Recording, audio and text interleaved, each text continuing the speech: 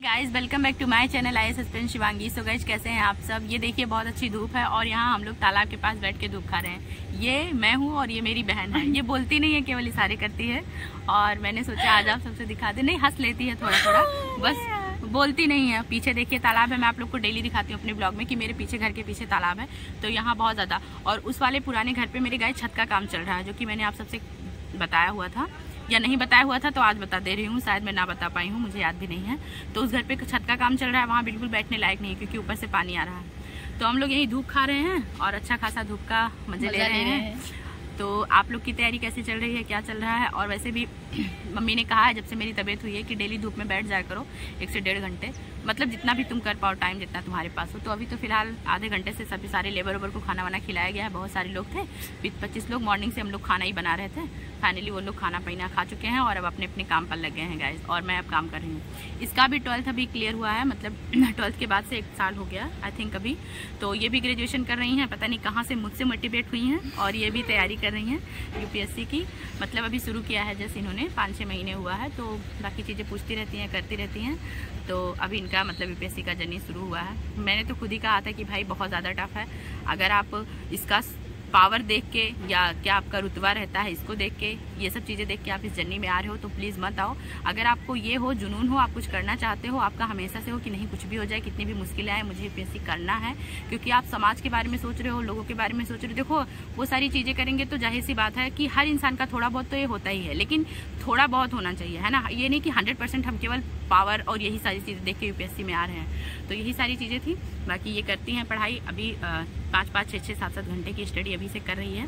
तो मैंने सोचा आप सबसे इनको मिलवा देते हैं आज, क्योंकि और कुछ मुझे समझ ही नहीं आ रहा था। और सुबह से तो काम कर करके, क्योंकि काम था घर पे, बहुत सारे लोग बाहर से भी आए हुए हैं, काफ़ी ज़्यादा लोग हैं, तो इसीलिए ये सब सारी चीज़ें चल रही हैं। तो गाइज आप लोग कमेंट करके प्लीज़ बताइएगा।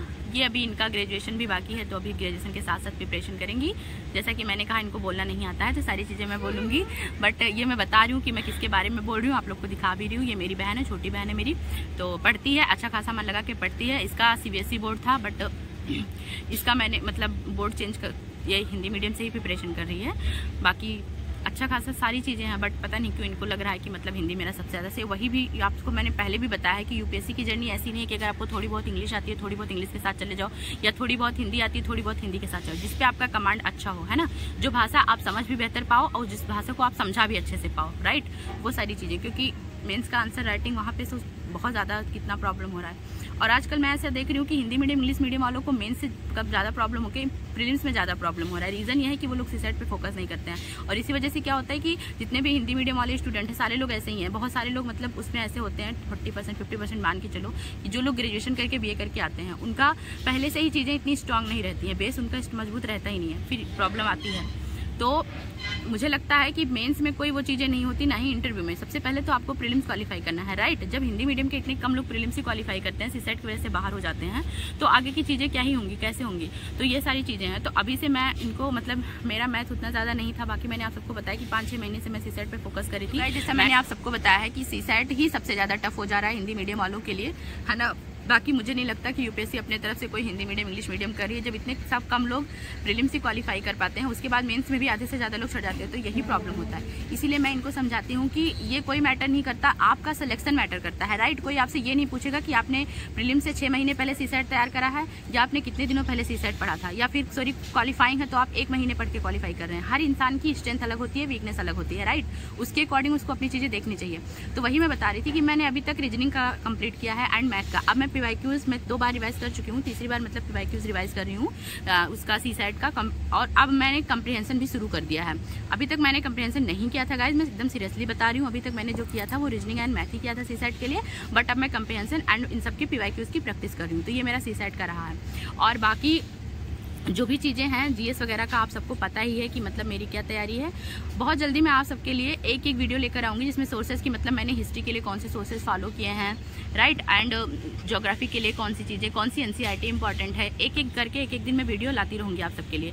तो यही सारी चीज़ें मुझे आप सबसे शेयर करनी थी। आप सब जरूर कमेंट करिएगा कि आप सबको मेरी ये छोटी कोशिश कैसे सबसे बताना था कि मतलब ये कैसे प्रिपेयर करें। जैसे आप लोग बोलते हैं ना कि दीदी एकदम बेसिक से बताइए कि कैसे एकदम जीरो से कैसे शुरू करें। तो आज मैं यही सारी चीज़ें बताने के लिए मैंने पंखुड़ी को को भी बीच में शामिल किया है कि इससे क्या होगा कि आप लोग को समझ में आएगा। जैसे अभी मैंने इनको बिल्कुल, अभी इनका ग्रेजुएशन फर्स्ट ईयर है, राइट, फर्स्ट सेमेस्टर का एग्जाम हुआ है, अभी सेकंड सेमेस्टर बाकी है, तो उसमें ये कैसे कर रही हैं, तो थोड़ा सा तुम बताओ पंखुड़ी कि तुमने क्या क्या अभी कंप्लीट किया है, क्या क्या चीजें हैं, उसी के थ्रू मैं आपसे इन लोग से बात करूँगी। गाइज मैंने सबसे पहले अपना NCERT कवर किया है, हिस्ट्री, जियोग्राफी, सिविक्स, सब कुछ पूरा NCERT कवर कर लिया 6 to 12th। उसके बाद मैंने हिस्ट्री स्टैंडर्ड बुक जैसे एनिशेंट, मिडेबल एंड मॉडर्न सारा कंप्लीट कर चुकी हूँ मैं। अब धीरे धीरे मैं एक एक सब्जेक्ट पूरा, ऐसा है कि मैं एक एक सब्जेक्ट का पूरा पार्ट कवर करते हुए चल रही हूँ। तो अब मैं पॉलिटी स्टार्ट की हूँ। तो जैसे अभी इसने बताया कि सबसे पहले इसने क्या किया, कंप्लीट किया NCERT, राइट। तो जैसे NCERT में हम ये कह रहे हैं सारी NCERT नहीं, जैसे मैंने इनको हिस्ट्री की NCERT, आर्ट एंड कल्चर की NCERT, राइट, और ज्योग्राफी की NCERT, जैसा कि मैंने आप सबको बताया था पॉलिटी की भी, राइट। तो NCERT भी है, बट सारी NCERT हमारे लिए इंपॉर्टेंट नहीं है। जैसे ज्योग्राफी तो मस्ट है, मतलब बिल्कुल पढ़ना ही पड़ना है। जैसे मैंने आप सबको पॉलिटी में भी बताया था 11th क्लास की NCERT, भारत का संविधान, वो बहुत ज्यादा इंपॉर्टेंट है। तो ये हो गया। और सब कुछ शुरू करने से पहले मैंने इनको जो काम कराया था वो ये कि आप पहले सबसे पहले सिलेबस लिख लो। सिलेबस आपको अपने, ये नहीं कि जैसे मेरे पास एक दृष्टि की बुक थी जिसमें सिलेबस बहुत अच्छे से दिया हुआ था, चारों GS के पेपर का भी, ऑप्शनल सारी चीजें थी उसमें, प्रीलिम्स का भी, बट मैंने इनसे कहा था कि सबसे पहले आपके पास सिलेबस होना चाहिए, वो भी लिखा हुआ होना चाहिए। अगर आपके पास तो गाइज मैं वही आप सबसे कह रही थी कि अगर आपके पास कोई बुक भी है सिलेबस की, जैसे दृष्टि की आती है एक, तो आप उसके बाद भी लिख के चिपका लो। जो लोग बिल्कुल अभी शुरू कर रहे हैं, जीरो से जो शुरू करना चाहते हैं, उनके लिए मैं कह रही हूँ, क्योंकि आप अपना फालतू का टाइम जो भी 10 मिनट 5 मिनट अगर आपके पास लिखा हुआ है ना, आपने अपने हैंड रिटन में लिख के चिपकाया हुआ है, तो आप अपना वो टाइम वहाँ पे दो। और डेली देखने से क्या होता है, अगर आप 5-5 मिनट देख भी लेते हो ना, तो आपको चीजें याद होने लगती हैं। और एक बार जब आपका सिलेबस याद हो जाएगा, तो चाहे आप NCERT पढ़ोगे या स्टैंडर्ड बुक पढ़ोगे, वो पॉइंट आपको नजर आएगा ना कि ये हमारे सिलेबस में है, हम सही पढ़ रहे हैं। क्योंकि आप किस रास्ते से जा रहे हो, ठीक है, आपकी मंजिल कहाँ है, उसके लिए आपको सीधे रास्ते पे जाना पड़ेगा।